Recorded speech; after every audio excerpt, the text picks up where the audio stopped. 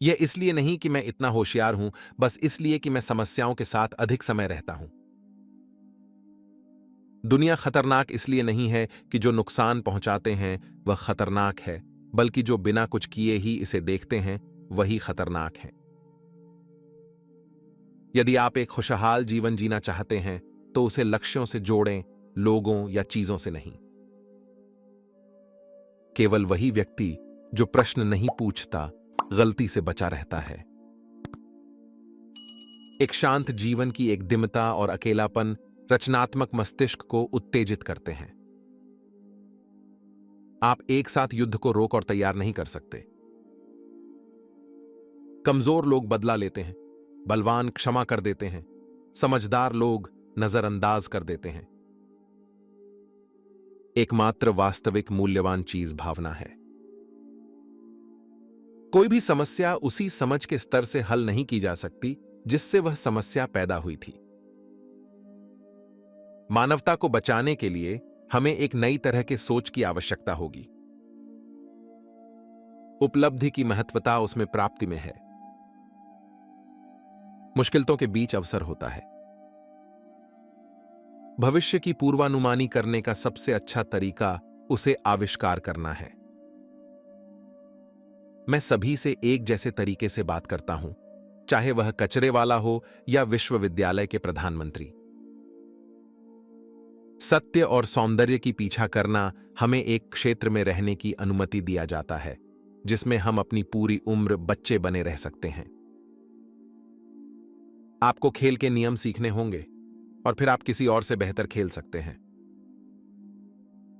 मौन रहना सीखो, अपनी शांत मन को सुनने और अवशोषित करने दो। वासना शरीर और मन दोनों को कमजोर करती है। अपने आप का सम्मान करें, बाकी सब कुछ उसके बाद आएगा। महान चीजें बनाओ, महान चीजों का वादा मत करो। महिलाओं की आंखों में दो प्रकार के आंसू होते हैं, एक दुख के और दूसरा धोखे के। संख्याएं आदमी का हाथ पकड़कर उसे तर्क के मार्ग पर ले जाती है।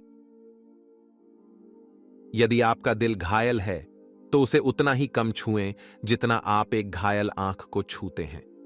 आत्मा की पीड़ा के लिए केवल दो उपचार हैं, आशा और धैर्य। अगर आपसे पूछा जाए मौन क्या है, जवाब दें, यह ज्ञान के मंदिर की पहली पत्थर है। क्रोध में हमें न तो बोलना चाहिए और न ही कार्य करना चाहिए। नफरत और डर खून में एक जहर पैदा करते हैं जो अगर जारी रहा तो आंखों, कानों, नाक और पाचन अंगों को प्रभावित करता है। इसलिए यह बुद्धिमानी नहीं है कि दूसरों की अस्वीकृत बातें सुनें और याद रखें। चिंता हमें कार्यवाही में ले जानी चाहिए, अवसाद में नहीं। कोई भी व्यक्ति स्वतंत्र नहीं है जो स्वयं को नियंत्रित नहीं कर सकता।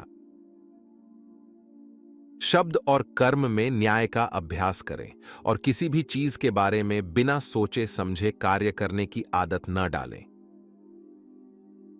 सार्वजनिक रास्तों से हटकर कम चले गए मार्गों पर चलो।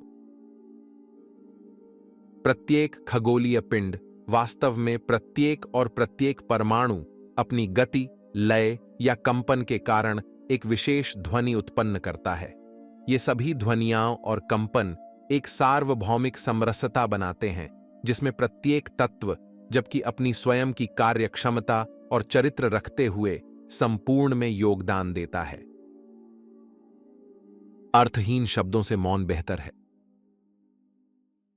खुशी की पूर्ण मूल्य प्राप्त करने के लिए आपको उसका साझा करने वाला कोई होना चाहिए।